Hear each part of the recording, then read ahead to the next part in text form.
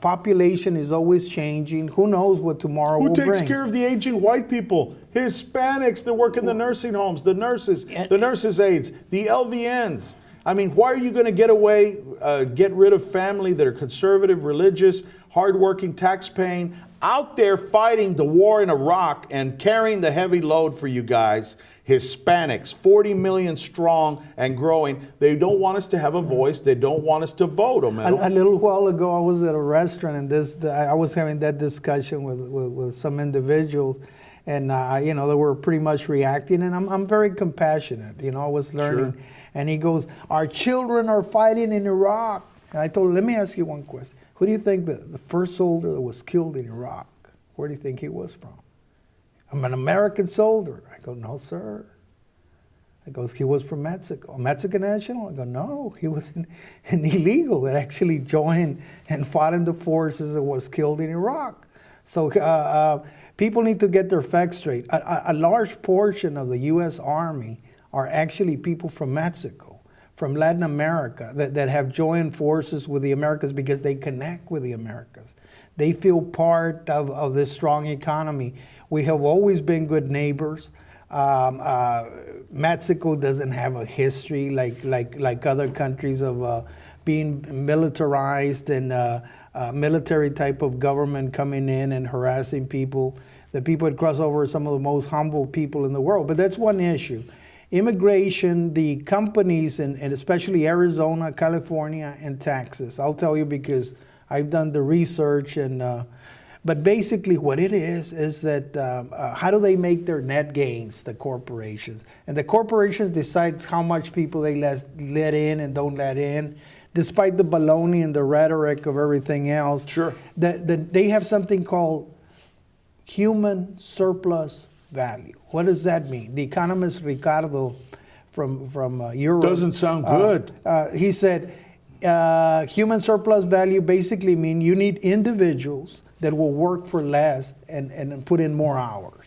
So basically, sounds like Mexicans. Yeah, exploitation. So basically, the net gains of corporations, they need to have wired in human surplus value. And I practice federal law and illegal entry, and my hat's off to the hardworking judges, marshals, everyone that's in there, probation, ICE. They do a great job, but they're enforcing the laws. Let me tell you what's flawed with the laws. When do they go after and put the employer, the CEO of a certain chicken company that they go for plucking, why don't they stick him in jail with the immigrants that come work for him?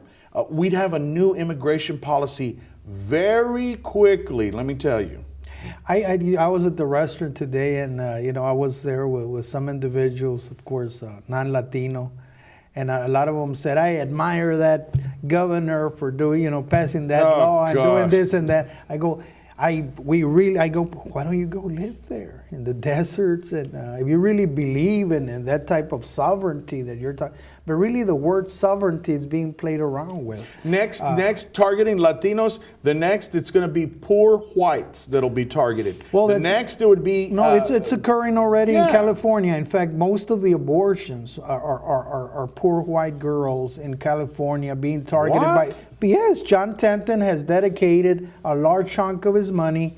In fact, Laura Schlesinger, that has that show, she started a program called voluntary sterilization, called Project Prevent. In other words, to prevent poor whites and Hispanics from creating babies? They're going into poor areas. Right. And if you decide to tie up your tube, you decide to have a vasectomy, they'll pay you $200. So many of the poor people in those areas that are desperate for money, now, well, because of the criticism against them, now they started one in Houston. Now they're targeting blacks here in Houston. But basically what they do is they go into these poor communities and they offer them $200 if they get a vasectomy or the woman gets a long-term type of... Unbelievable. And what is it doing? Well, it's clearly, you see another agenda, something called eugenics. John Tenton, I visited the University of Michigan. I went through his letters that he exchanged, by the way, with some people here in Corpus Christi.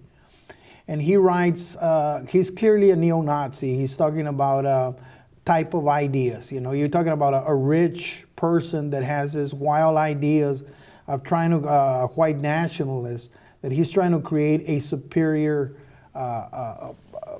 society Sounds like Nazi Caucasians. Germany again. Also, he's funded by many rich people here in Corpus Christi, San Antonio, and you'll be surprised. In fact, here, Texas A&M, Corpus Christi, the Oceanography Center needs to be looked at. There are certain individuals there that are working very closely with John Tenton and others. And these are the guys that are saying that Mexicans are draining the environment. What's their wild theory that they're getting greased to say? You know, and I quote, they're on the take. Professors can be on the take, can't they? Now let's shift sides. Let's forget the conservative right in Corpus Christi. Let's shift over to the liberal left. All right, fair enough.